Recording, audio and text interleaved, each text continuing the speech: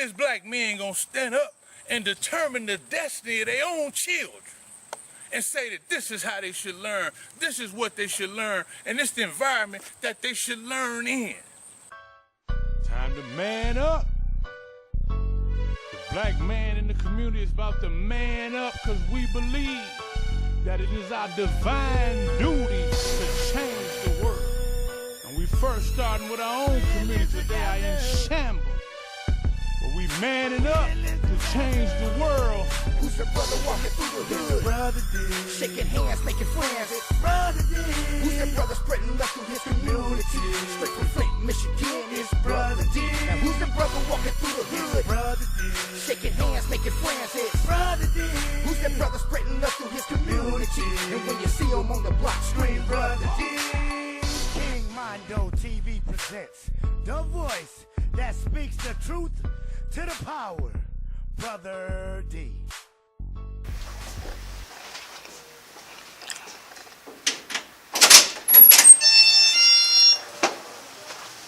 Flint Town, this is Brother D, and in a few moments I'm going to take you all to the other aspect of the show. Today, we're having a powerful community forum here at Higher Quality of Life Ministries Church, headed by Pastor Wiggins. And today we're having a community forum where you're going to see 5 generations of black men trying to hash out how to become better fathers, how to become stronger in our community, how to stop the onslaught of drugs and hopelessness in our communities. This is one of the most significant meetings in this city in quite some time. And we're going to bring it to you on Channel 17. Brother D and the young brother bridging gaps to the community. Now, I want to inform you of some very important things before we get to the next aspect of the show. As I said before, we must understand that if we do not come together today and unify, then we'll leave our children in the hands of those who cannot change the condition.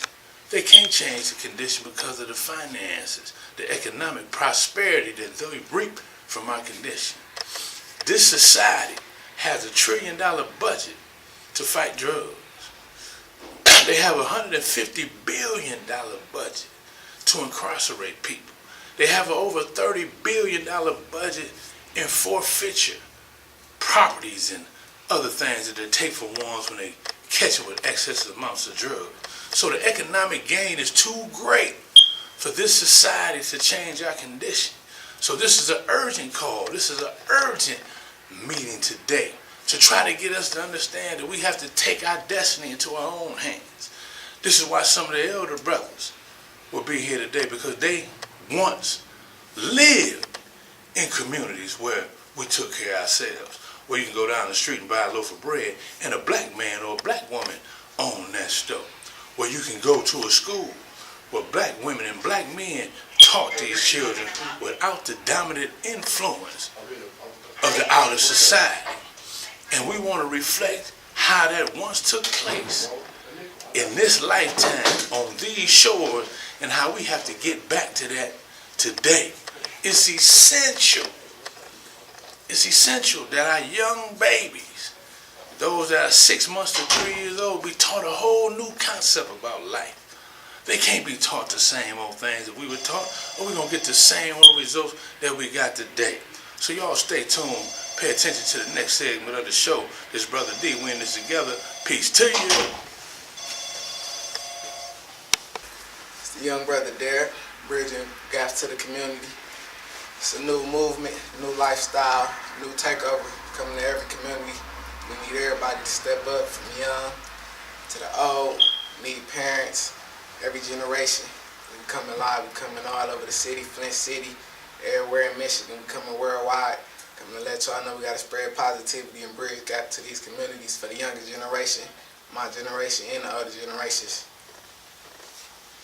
This Brother D, with the young brother, one of the most important things that we can do is be an example and give whatever gifts and whatever love and whatever knowledge and hope that we have to the next generation. It's an old saying called each one, reach one, teach one. We in this together. Peace to you. Peace to you. When is black men gonna stand up and determine the destiny of their own children and say that this is how they should learn, this is what they should learn, and this is the environment that they should learn in? Time to man up.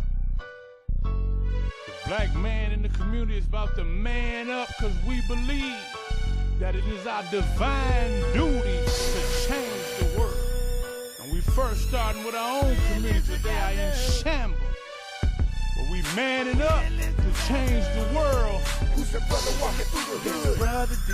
Shaking hands, making friends. It's Brother D. Who's the brother spreading love through his community? Straight from Flint, Michigan. It's Brother D. Now who's the brother walking through the hood? Brother D. Shaking hands, making friends. It's Brother D. Who's the brother spreading love through his community? And when you see him on the block, scream Brother D. King Mondo TV presents the voice that speaks the truth to the power, Brother D. Are you familiar with the civil rights movement of the 40s, 50s, 60s, and 70s? 65, 1965. Well, it really started in the 40s. Anyway, do you feel that the older generation has failed you in any kind of way for us preparing you or teaching you your history and developing your mind so that you become the best black man you can be? In a way, I don't, because I get a lot of my, a lot of the stuff that I know how to do, I get from older people. All of my relatives are older, sisters and brothers are older than me, are in their 40s. So I learned from them how to go out and get a job and stuff like that. So, as far as that, yeah, I don't feel like they feel me in any way. Now, I do believe there are some older people who can feel me, at one point in time. Let this wrong, brother. Speak on it too. Well, I feel like Be honest. some have, because a lot of knowledge I learned on myself. I never really had nobody to come teach me about the history or teach me about how we were supposed to be living or anything. It's more of like I had to find out myself and then let the older people know, and then they still confused and lost. What you talking about? Because you were young, but you had a lot of information. You got to look for yourself. You got to know for yourself. You can't let nobody be a teacher, because some people mislead and some people misguide. So I feel like they have, but some piece of every older person you can learn a piece from. So you might get a little bit of knowledge from the older person, and you might get another piece of knowledge. So each knowledge comes from each person, but I feel like they kind of did, because a lot I learned that myself. So it really depends on who the person is. Yeah. Well, the keys And that where I he heard came from from. both of y'all was that y'all taking the time to go study and research the knowledge for yourself. So, Talking about knowledge and learning. I got out of Buick in 1994. I says, I ain't got nothing to do.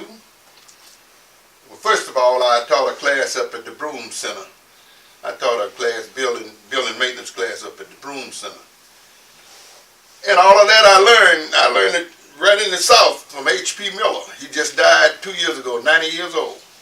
I learned it from him. He came to Flint. He used to live in a rooming house right across the street from where I live. And he took me everywhere he went. Now, y'all probably heard of the lady Shirley Sherrod. That's his niece. Her daddy was gunned down in Newton, Georgia by the neighbor, white neighbor. He never spent a day in jail in 1965. But anyway, speaking about our kids learning, I said I was going to see what the black clergy and I was going to see what the black politician was doing for our people. After 2 weeks, I weighed them in the balance and I found they were found wanted. Let me tell you what was happening. You see all the new churches we built around here? Them people they gotta sell potluck to keep them going. Because everybody thought that General Motors would forever be here. They built all of them churches. And let me tell you something else. The one thing that hurt me, when I went to see who was working on them churches, was a black face on the scaffold nowhere. And I called the preacher. I said, sir, why don't you have some black people out there working on them, now this is Grace Emanuel now I'm talking about. Why don't you have some black people working on that church? Well, they say if we can find some, they'll hire. I said, man, don't let that man put that ball in your court like that. They know where they can get black people from to work on their job. Well, I guess that's just the way it is. Then I call about this one up here. We didn't do nothing but cement on that. Now you know that's the lowest job is cement finisher. That's what they think. Anyway, call out to. Now I'm sitting here. I'm on these jobs every morning. I seen that white man at the church on 12th Street, the Baptist church. I don't know the name. Mount Olive. That man was on a backhoe, and he was digging out from around some gas pipes, some gas lines. Then he got down there, and he started, getting closer. He got the shovel. I went over there and I stood up over him. I said, sir, how does it feel for you to work for a predominantly black congregation and not have not one black face on this job? He got up in that hole, wiped his brow. He said, man, you know what? I ain't never thought about it. This is on a Friday. He said, come back in Monday morning. I had done, by that time, I done called the deacon and got a hold of the preacher, because I ran into the preacher in one of these chicken places. He's sitting down eating. I said, my name is Terry Cruz, and I've been trying to get a hold of you. Oh, you a contractor? I said, no, I'm not a contractor. I've been trying to see why y'all ain't getting no black people working on those jobs. Oh, okay, brother. That man brought 4 people there to work on that job at Mount Olive. Went on down the street on Center Road. No, is it Center Road? No, yes, Center Road to Urana Knox Church. I sit there. I got there at 11 o'clock. You know they go to lunch 12 to 1. I said, I'm going to see how many brothers come out of here and go to lunch. Not a one. And when they came back, not a one came back, and I called him up on the phone. Well, what you think? I just got off the boat? I said, man, you acting like you just got off the boat. You know our people need them jobs just as well as anybody else. Black kids pass those jobs and see them people having their children up there working on them. Having their kids running up around there like little rats on top of Grace Emanuel. And they was putting a roofing on, them little kids. Why couldn't a black kid do that? They passing by there seeing that. Right. And it hurts. I'm going to tell you, it hurt me, man. It hurt me to see that. And I tell you what happened. This guy, he's a big politician around here, and he just got out of jail. What's his name? Don't say Eric, man. No, not him. This guy, he went jail over in Detroit, and then he brought what's the guy that played in Sam Riddle. Sam Riddle. Oh, yeah. Sam Riddle. State representative. And what's his name? The actor that played in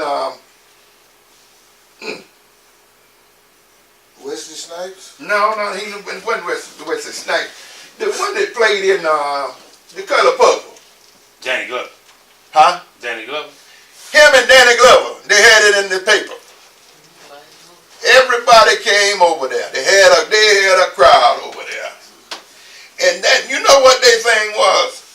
They was going to try to see if we could get together, get the African people here together, and we go over to Africa and show them people, teach them people how to do their thing. You know who the first man to the mic was, don't you? I said, gentlemen, I'm sorry to tell you, we can't even get together and do nothing here. Why are you going to run over to Africa? Them people don't need us over there. They seem to be doing okay without us. Yeah. And you bring your jive with them. And the preacher, he said, well, my son had a job here. I said, yeah, he had a job. He wasn't doing, he was pushing a broom and he was the only one. He could have went up under the table. But if you notice nowadays, you really look into it behind the scenes in Egypt and different places like where the pyramids at and tourist attractions, they hustle everywhere around the world. Our people ain't the only ones that's hustling. But the thing is, where the youngsters come to play at, they question the validity of our knowledge now. They question the validity of our ability to do various things because they see a lack of things being done. All right? Now, on the same note, you have the older people who try to frown on the youngsters because of their hustling. You ain't never taught them to do anything else. That's what I'm saying. Now, I know it. I seen your point. Now, that was the difference in the South and back when I was coming up. Because fathers taught sons how to do things. Yes, right. It's the same token. You got a lot of sisters can't cook, can't sew because nobody has ever taught them. And then, like I said, we got to look at the parents because the apple don't fall far from the tree. No. We got to correct our knowledge and education as well in order for us to be able to properly educate our children. And that's one of the issues that's not being addressed. Like I said, and Carter G. Woodson's The Miseducation, and thinking about the name of it, The Miseducation of the Negro. In his publisher's notes, he said, if our people do not receive an education befitting their peculiar situation, then they will never enter fully into the social, political, and economic arenas of America. Now, and I'm going to leave y'all on this note here because I know we ain't got a lot of time. With every living organism, prior to its conception and manifestation, has a predestined course for its proper growth and development. If you buy a plant, it's going to have instructions. Yeah. Human beings come with instructions. Everything. We got to get away from this color coding folks in the human family and find out exactly what's really going on with us. Okay? Because our biggest problem really is us. Okay? We can't get along long enough to do I'm telling you. When they they went into the Dark Ages and the Ice Ages all in 1 week, right before Christmas. And some of them had to stay with their relatives they didn't like at all, just to have a Christmas. Okay? And you would have thought that would have brought forth some togetherness around here. Right. Them lights came back on, them jokers got away from each other, couldn't stand each other again. Okay? That's because of the lack of social skills. Our upbringing. Like I said, I don't care what it is. It has instructions. Every living organism. If you alter the instructions, you're going to alter the organism. I've been trying to get these teachers to understand that you cannot rear a child of, whether you want to say African descent, Asian descent, but the bottom line is Eastern descent or Eastern origin from a Western perspective. You cannot do it. You cannot rear children from the cultural experience of another people. You cannot do that. And this is why we suffer all these different deficiencies like we do with our children and with us. Because a whole lot of us went to school and was in special ed too. Special ed, they just started. No. Okay, they just got all this new stuff like bipolarism and, they come up with some new names for the disorders, but the disorders are the disorders. You got a disorder, you got a disorder. Now let me say this. First of all, this is my family that just entered, my daughter and grandchildren. Right. But see, earlier when we was in this discussion, we mentioned how these unnormal people was on the front line for their oppressor. Went to war for them. Yeah. They didn't know better. Right. See, these things was passed on down. See, them people became grown, became parents, and shared the same old stuff. See, my daddy didn't know nothing. He didn't teach me nothing. For a long time, I didn't know nothing. Right. I didn't teach my children nothing. It was passed on down. Right. We black, we try to get a job, try to stay out of jail, Right. try to graduate from school and get you a house and a car or something. That was the basics of it. So when you got people that continuously just pass that down, then we get what we get. That's right. Without a doubt. And if you have never had self-hate removed from your heart, That's right. then you're going to continue to hate. It's going to continue to get worse. See, That's right. y'all hated each other in your days. Yeah. And y'all had some love too. And just the fact that love existed balanced off the hate. See, now we done reached the generation Well, where it don't balance off no it more. don't balance off no more. It don't balance off no more. They kill relatives and everything. Like that brother said, we walk up when he how hurt he was when he seen them kids up on Grace Emmanuel. Just imagine how hurt we is now in every store, every gas station you go to. It's all other people. Right. And then, if you happen to be a voice today that say it shouldn't be that way, you crazy. Right. But if you just Right. sit there and tolerate it, then you sane. So we still dealing with them abnormal people, Now, man. that's what I was about to say. Now, human beings are creatures of habit. If you continue throughout your life to live abnormally, sooner or later you're gonna believe that's normal. You're gonna That's what perceive they it as come to. normal because perception is a heck of a thing. Okay, that's another thing. When you deal with assimilation, how things are assimilated into your body, you have knowledge. Your thoughts are assimilated into your mind. All right. When you deal with the process of assimilation, it deals with interpretation, or perception, interpretation, and the capacity for understanding. If you've been lied to all your life about different things in your education and your everyday life, and you've seen all this deceitful stuff, then your perception is ruined. It's altered like a mug. So if your perception is altered, then your interpretation and the capacity for understanding is altered. We was talking about it earlier. Look at the amount of people suffer from autism now. Autism starts with dementia. Dementia starts from the lack of cognition or the diminishing of your cognition. All right, cognition is not being properly developed in the West. No way. You know, Not even among white children. Susan Taylor wrote a book almost 20 years ago when she was editor-in-chief of Essex magazines. And the name of the book was In the Spirit. She had a chapter in it called Tuition or Intuition. All right, it said Western culture stifles intuition.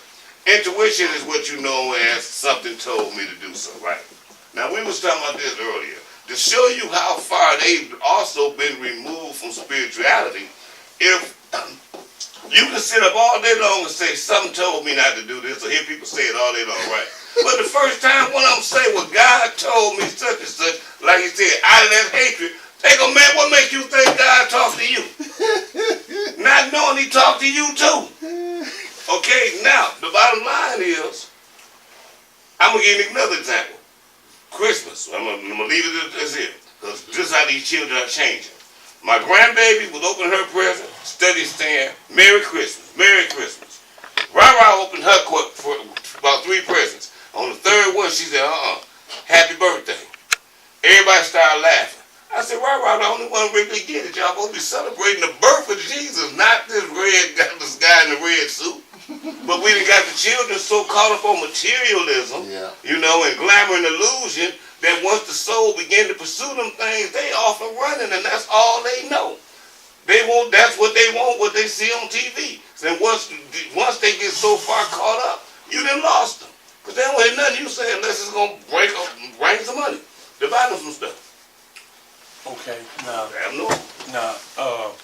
a few weeks ago, see, we do this every Monday. We don't do what we do in a day every Monday, but we meet here every Monday.